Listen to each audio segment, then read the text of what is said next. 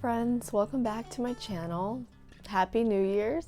I'm so excited for this year and I hope you're excited as well for all things to come. I spent the past few days reflecting on what I want to share next. I have so much pregnancy content that I want to share, but I was thinking that instead I'd like to share two of the biggest things that helped me in my health journey, especially since it's the start of a new year and we're making resolutions and goals.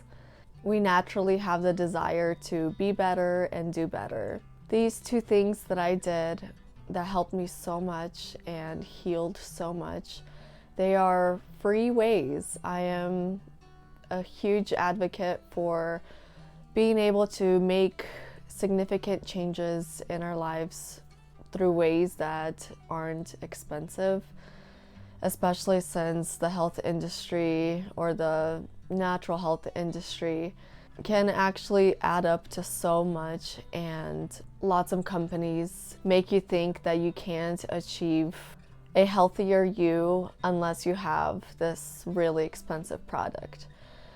While there are many products out there and plans that are very helpful, some of the biggest and most important changes that we can make are free. So these two things are what has made the biggest impact for my health, which my health journey started in 2019, middle of 2019. Basically when I got married and moved to Mexico and started implementing these changes. For many years, I struggled with lots of the symptoms I'm about to share with you. I did have a very stressful lifestyle. I was in school full-time and I was working multiple jobs. I would be leaving my house at 3:30 in the morning and coming home late at night at like 10:30, 11 p.m. So I wasn't sleeping much, and because I was gone all day, I was eating out. It didn't help that I worked at Starbucks and in a diner. So these things contributed to my health as well, but for many, many years, I struggled with bloat. I was constantly bloated. I was constantly gassy, constipated.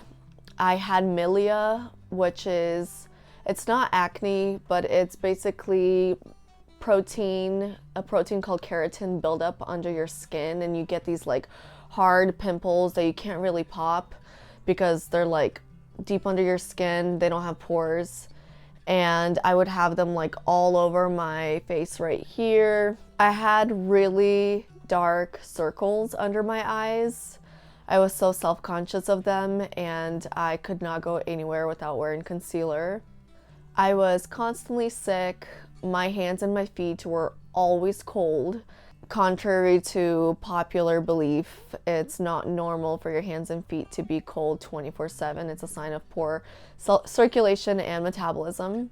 I had toothaches, I had bad breath, I had really brittle nails, and my cuticles were always super high up on my nail, like they would grow to like the middle of my nail.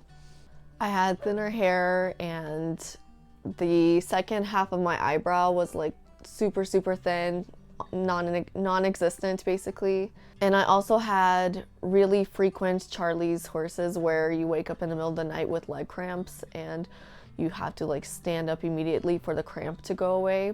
I had those so frequently. I'm sure there's many more symptoms I can think of, like really, really painful and terrible periods, heavy bleeding, so many things that were just indicators of really bad health. And from the outside, I looked totally fine and healthy. I was always skinny. I did gain some weight during this really stressful period of time, but I was still skinny, and often people view skinniness as an indicator of health. So from the outside, I looked totally fine, but on the inside, I was not okay. I now have no bloat. I am rarely bloated, and when I am bloated, It's because I ate out or I had naked carbs, which I'll talk about later. I am rarely gassy.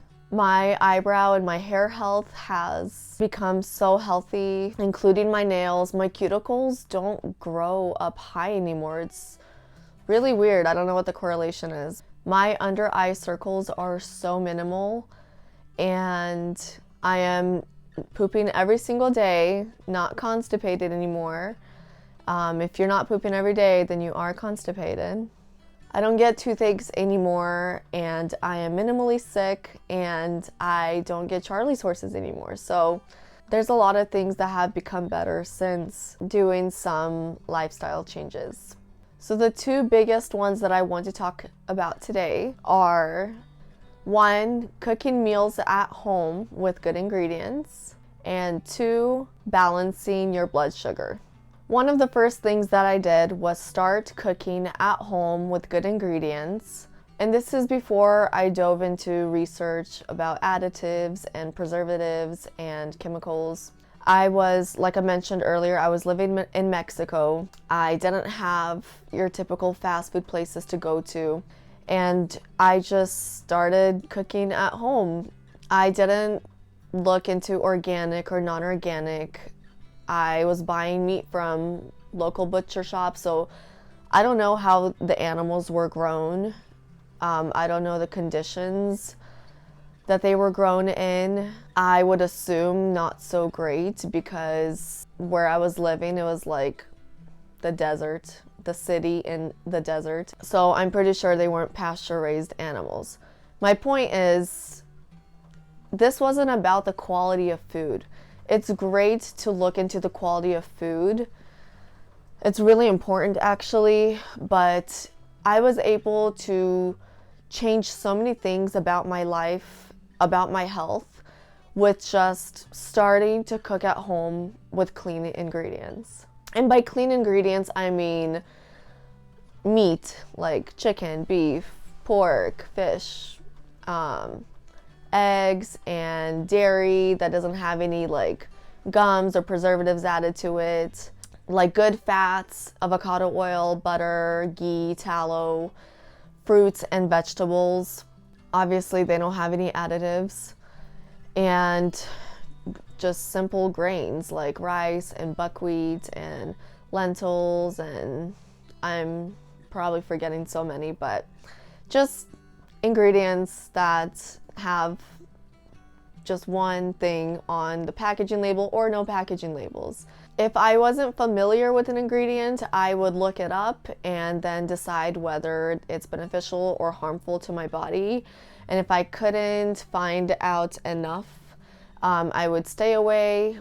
And sometimes I would just see how my body felt. If it was bloated or gassy or my stomach hurt after, then no more. I started out not knowing anything, and it was still very impactful for my journey. Eating low quality whole food is still much better and healthier than eating processed food. I did end up cutting out pasteurized dairy, and that got rid of all the milia on my face, which was pretty incredible. I drank nut milks instead, which I learned how to do at home in a very easy way, because so many nut milks in stores have lots of gums and preservatives added to them and sugar. So I learned to do it myself, but over time I tried raw dairy and I didn't have any effects from it, any bad effects. I didn't get any milia from it. So I started drinking raw dairy instead, because it's higher in calcium and much more nutritious than nut milks. Cooking at home is also a lot more affordable than going out frequently. And I've realized that restaurants that use clean ingredients just don't exist. There are a few here and there if you live like in a big city, but they are very expensive, and you also don't know what oils they're cooking with, and you don't know their practices, what quality food they are cooking with. So it is best to just stick with simple whole food ingredients and cook at home, and you know exactly what's going into your food, and you'll save money in the long run. So that's the first most important thing that I did.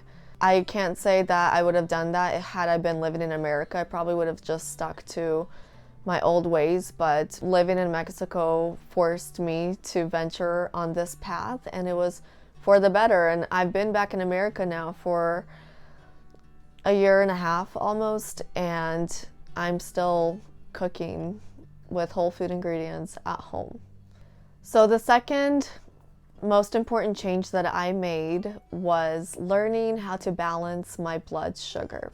This was a change that I made later down the road after learning about it, but it was so impactful in my journey because it really changed who I am as a person, as a mother, and as a wife.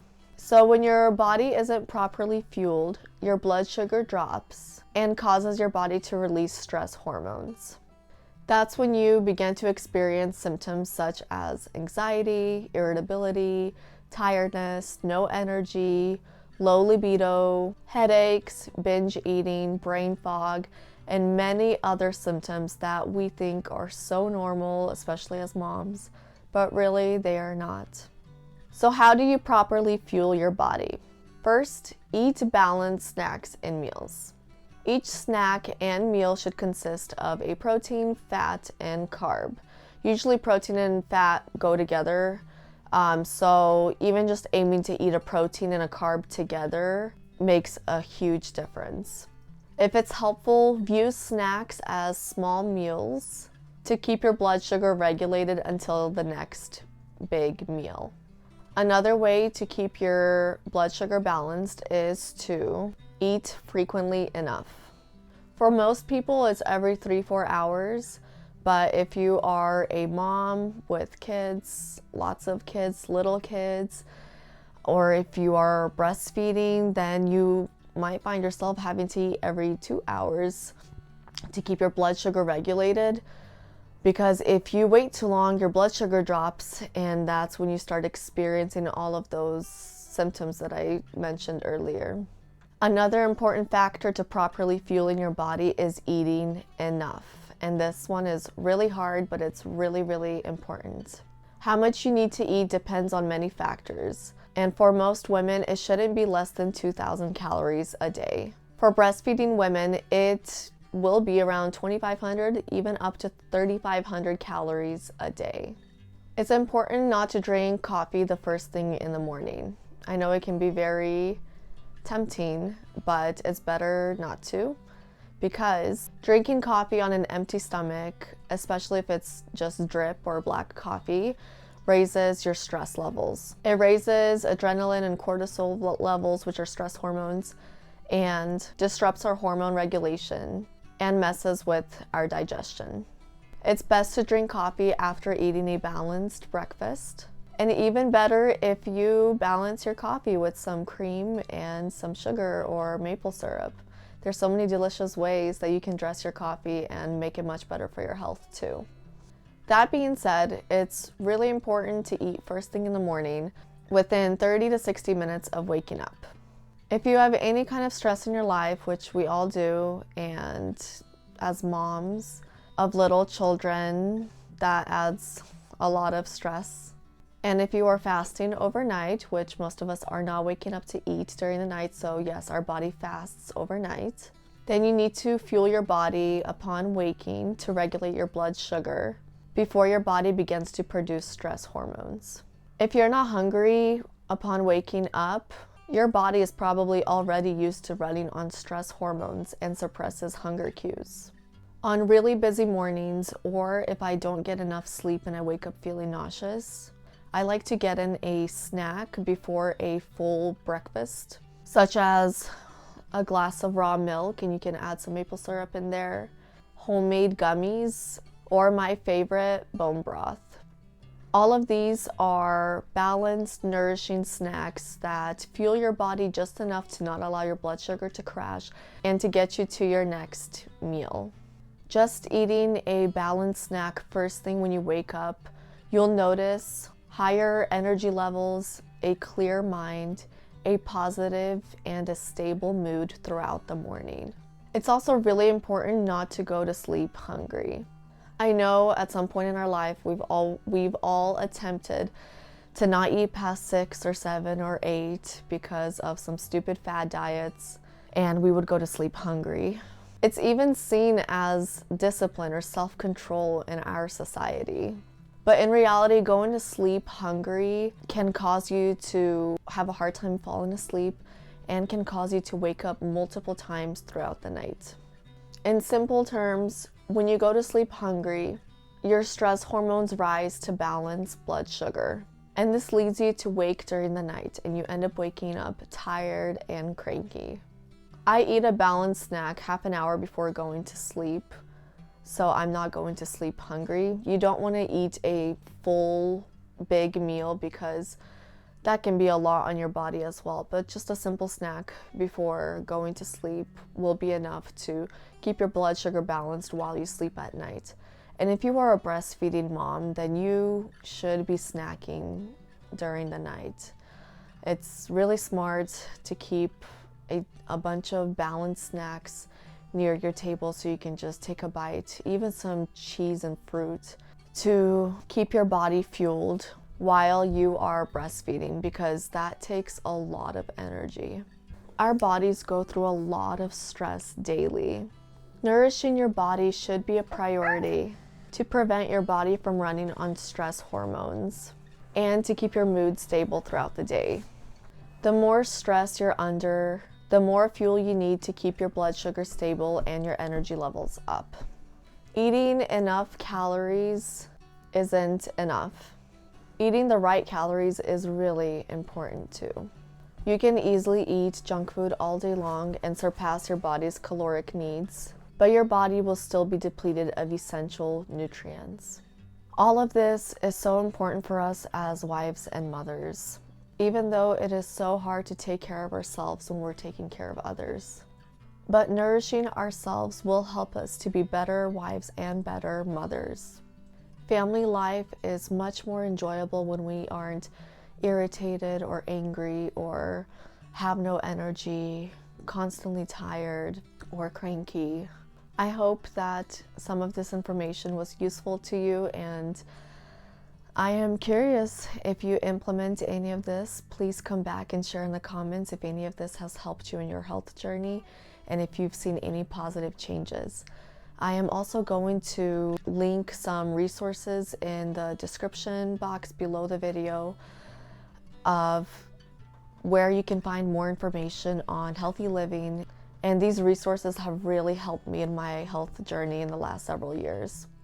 I will be sharing a few more ways that I've changed my health for the better that are free in the next few videos.